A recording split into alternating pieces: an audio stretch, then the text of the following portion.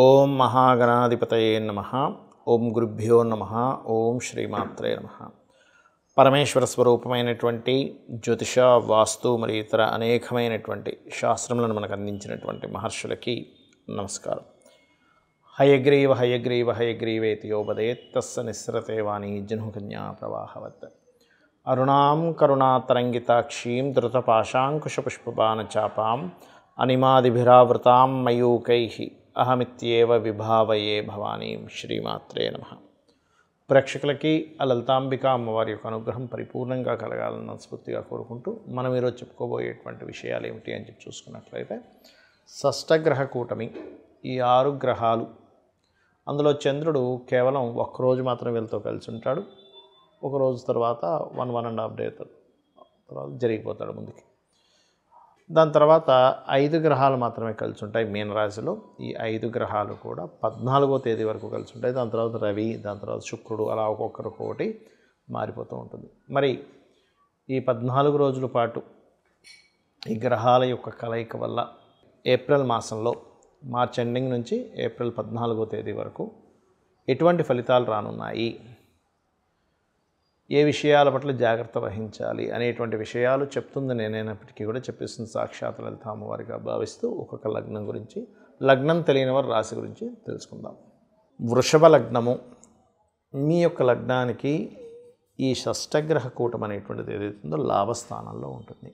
లగ్నంలో మీకు ఎట్లాగో గురువు కూడా ఉన్నారు, అండ్ ధనస్థానంలో కుజుడు, పంచమ స్థానంలో కేతువు. కాబట్టి ఈ షష్టగ్రహ కూటమి మీకు ఇచ్చేటువంటి మొట్టమొదటిగా లాభం ఏమిటి, దీనివల్ల మీకు కలిగేటువంటిది చూసుకున్నట్లయితే, కొన్ని కొత్త అగ్రిమెంట్స్, కొత్త పరిచయాలు, వివాహం కోసం ఎప్పటి నుంచో ప్రయత్నం చేస్తున్నాము అనుకునేటువంటి వారికి వివాహ ప్రయత్నాలు సక్సెస్ అవ్వడం, 11వ స్థానంలో అధిక గ్రహాలు ఉన్నందుకు ఏదైనా ఒక విషయం మేనిఫెస్ట్ అవ్వడం. చూడండి, ఒక్కోసారి మనం ఫలానాది అనుకుంటున్నారంటే కానీ సక్సెస్ రేట్ వరకు వచ్చి మిస్ అవుతుంది. అది ఫుల్ఫిల్ అయిపోతే బాగుండు, ఆ పని అయిపోతే బాగుండు. కొంతమందికి పనులు ఎలా ఉంటాయంటే, ఒక చిన్న పని అయిపోతే కొన్ని కోట్లు కలిసి వస్తూ ఉంటాయి. అట్లాగా ఏదైనా సరే ఎండింగ్లో ఆగిపోయింది, అది ముందుకు కదలట్లేదు అనుకునేటువంటి వారికి, వృషభ లగ్నం వారికి, లాభంలో అధిక గ్రహాలు ఉన్నప్పుడు అనేక రకమైన లాభాలు, ఇంట్లో ఒక శుభకార్యం జరగడానికి కాంబినేషన్స్, ఈ కాంబినేషన్ ఇస్తుందన్నమాట. అంటే ఈవెంట్ ఫుల్ఫిల్మెంట్ అంటూ ఉంటారు 11వ స్థానంలో ఉండేటువంటి గ్రహాలు. అటువంటి శుభ సంబంధించినటువంటి ఫలితాలు ఇస్తాయి. మరి జాగ్రత్తలు ఏం తీసుకోవాలి అని చెప్పి చూసుకున్నట్లయితే, ప్రధానంగా మీరు ఇక్కడ వాహనాల మీద వెళ్ళేటప్పుడు జాగ్రత్త తీసుకోండి. లాంగ్ జర్నీ చేసేటప్పుడు ప్రధానంగా వాహనాల మీద, అదేవిధంగా విద్యార్థులు విద్యా సంబంధించినటువంటి విషయాల్లో నిర్ణయం తీసుకునేటప్పుడు కాస్త జాగ్రత్తగా ఉండాలి. అలాగే మరొక విషయం ఏంటంటే, ఇక్కడ మీరు ఏదైనా ఒక ప్రాపర్టీ కొంటున్నారు, అది గవర్నమెంట్ సంబంధించిన ల్యాండ్ ఏదైనా ఉందా అందులో. ఒక్కోసారి మనం చూడండి, ఏదో ప్రాపర్టీ కొనేసిన తర్వాత అది గవర్నమెంట్ అండర్టేకింగ్లో ఉన్నదని మీరు ఎలా కొన్నారంటూ ఉంటారు. కాబట్టి అది ఎటువంటి ప్రాపర్టీ తీసుకుంటున్నాము, ఎటువంటి కోర్సెస్ తీసుకుంటున్నాము, అలాగే తల్లిగారి ఆరోగ్యం విషయంలో కూడా కొంత జాగ్రత్తగా ఉండండి.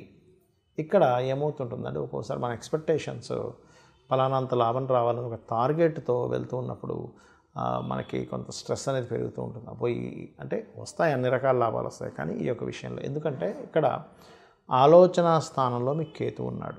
కాబట్టి మీరు ఏం చేయాలి, నిత్యము కూడా గణపతి ఆరాధన చేస్తూ ఉంటే మీ సక్సెస్కి సరైనటువంటి ఆలోచన మార్గం కనెక్ట్ అయ్యి ఇంకెక్కడా ఫెయిల్యూర్ అనేటువంటిది రాకుండా ఉంటుంది. ఇది ముఖ్యంగా గుర్తుపెట్టుకోండి. అలాగే మరొక విషయం ఏంటంటే, ఇక్కడ చూసుకున్నట్లయితే ఈ యొక్క వృషభం వారికి మరి ఈ ఇబ్బంది కలగకుండా ఉండాలి అంటే మీరు చేయవలసింది ఏమిటి అంటే, ఏదైనా ఒక భూమి ఖచ్చితంగా కొనాలి అనుకుంటున్నాం, కానీ తప్పనిసరిలో ఇప్పుడు మరి ఈ షష్టగ్రహ కూడా ఉంది కదా, మణిద్వీప వర్ణన చేసుకుంటూ ముందుకు వెళ్ళండి. లాంగ్ జర్నీస్కి వెళ్తున్నామండి, మరి లాంగ్ జర్నీ జాగ్రత్తగా ఉండమన్నారు అన్నప్పుడు ఇంటి నుంచి బయలుదేరేటప్పుడు అమ్మవారిని స్మరించుకుంటూ ముందుకు వెళ్ళండి. ఎటువంటి ఇబ్బంది కలగకుండా ఉంటుంది.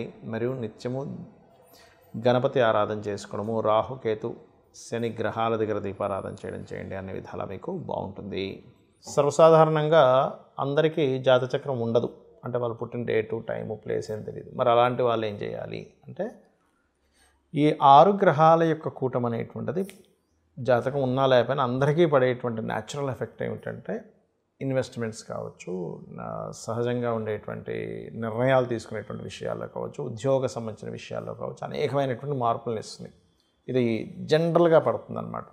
మీ లగ్నం బట్టి మారడం దట్ ఈస్ డిఫరెంట్. కాబట్టి అందరూ కూడా ఇక్కడ ఉద్యోగ సంబంధించిన విషయంలో ఇబ్బంది పడకుండా ఉండాలి అంటే లలితా సహస్రనామాలు రోజు ఉదయం సాయంత్రం చేసుకుంటే ఇంకా మంచిది. కనీసం రోజుకు ఒక్కసారైనా చేస్తూ ఉండండి.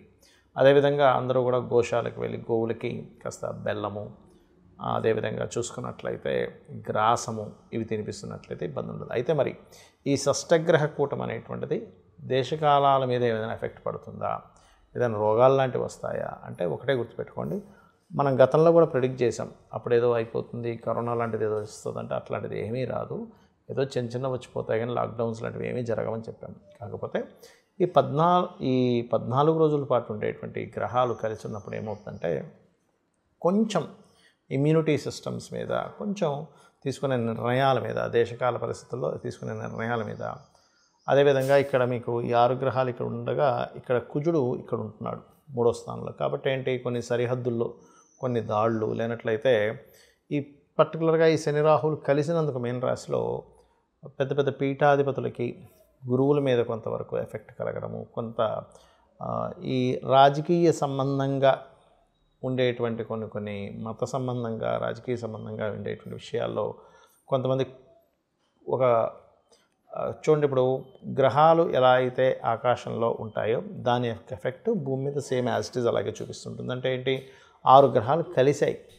దీన్ని బట్టి ఏంటి, కొన్ని పార్టీలని లేనట్లయితే ఒక పార్టీని టార్గెట్ చేస్తే మిగతావన్నీ కలుస్తుంటాయి, ఒక కలిసికట్టుగా పొత్తు అంటూ ఉంటారు. అట్లా ఏవైనా సరే కొంతమంది పొత్తు పెట్టుకోవడము అట్లాంటివి కాస్త దేశ రాజకీయాలు కావచ్చు వీటిలో ఉంటుంది. అదేవిధంగా ఇది జలరాశుల్లో ఇన్ని గ్రహాలు ఉన్నందుకు జల సంబంధంగా అంటే సముద్రంలో కావచ్చు లేనట్లయితే వీటిలో తెలియని ఒక కొంచెం వాటర్ రిలేటెడ్ సంబంధించిన విషయాల్లో కొంతవరకు దాని యొక్క ఇవి పెరగడం, ఒక్కోసారి చూడండి సుడిగుండాలు ఏర్పడ్డాయనో లేకపోతే వాటరు ఇట్లా ఒకటేసారి సునామీ వచ్చినట్టుగా వాటర్ ఇది రావడమో ఇట్లాంటివి అనమాట, ఇట్లాంటివి ఇస్తూ ఉంటుంది అది. అలాగే మరొక విషయం ఏంటంటే ఇక్కడ ప్రధానంగా ఈ 6 గ్రహాల కూటమి అనేటువంటిది రాజకీయ సంబంధించిన విషయాల్లో మార్పులను ఇస్తుంది, గుర్తుపెట్టుకోండి. ఎందుకంటే ఇక్కడ మీరు గమనించుకున్నట్లయితే ఈ రవి కూడా ఇందులోకి వచ్చి కూర్చొని దాని తర్వాత రవి ఎగ్జాల్ట్ పొజిషన్లోకి వెళ్తాడు 14వ తేదీ నుంచి. కాబట్టి ఈ యొక్క విషయంలో ఇట్లాంటివి జరగనున్నాయి. మరి అందరికీ కూడా ఎటువంటి పరిహార మార్గం చేసుకోవాలి చూసుకున్నట్లయితే ఒకటే, ఈ గ్రహాలు ఇలా కలిసినప్పుడు ఎవరైనా సరే చండీ పారాయణం చేయడం, ఓం దుమ్ దుర్గాయ నమః అనే నామస్మరణ చేయడము, అదేవిధంగా గోశాలలకు వెళ్ళి గోవులకి చక్కగా మీరు గ్రాసము లేనట్లయితే బెల్లము ఇటువంటివి తినిపించడం, క్యారెట్స్ ఇటువంటివి తినిపించడం, అదేవిధంగా చండీ పారాయణం చేయించుకునే శక్తి లేని వారు కనీసం చండీ వినొచ్చు, తప్పేం లేదు. లేదా చండీకి సంబంధించినటువంటిది దాని మొత్తం వివరణతో మనకి యూట్యూబ్లో ఉంటాయి. అసలు చండీ సంబంధించింది ఏమిటది అనేటువంటి చండీ సప్తశతి పారాయణలో దాని గురించి వివరంగా విశ్లేషించుకుంటూ అటువంటివి వినడం చేస్తే కూడా చాలా అంటే చాలా మటుకు మీకు దీని యొక్క గ్రహ ప్రభావం తగ్గుతుంది. కాకపోతే ఏదో అయిపోతుందని మాత్రం భయపడాల్సిన పని లేదు, గుర్తుపెట్టుకోండి. ఏదో అయిపోతుందండి, ప్రపంచం మొత్తం అల్లకల్లోలం అయిపోతుంది అంతా ఏం లేదు, కానీ చిన్న ఎఫెక్ట్స్ ఉంటాయి అంతకు మించి ఏం కాదు. ఎందుకంటే ఈ గ్రహ కూటములు అనేటువంటివి మనకి ప్రతి 2 సంవత్సరాలకు ఒకసారో ఇట్లా వస్తూనే ఉంటుంది.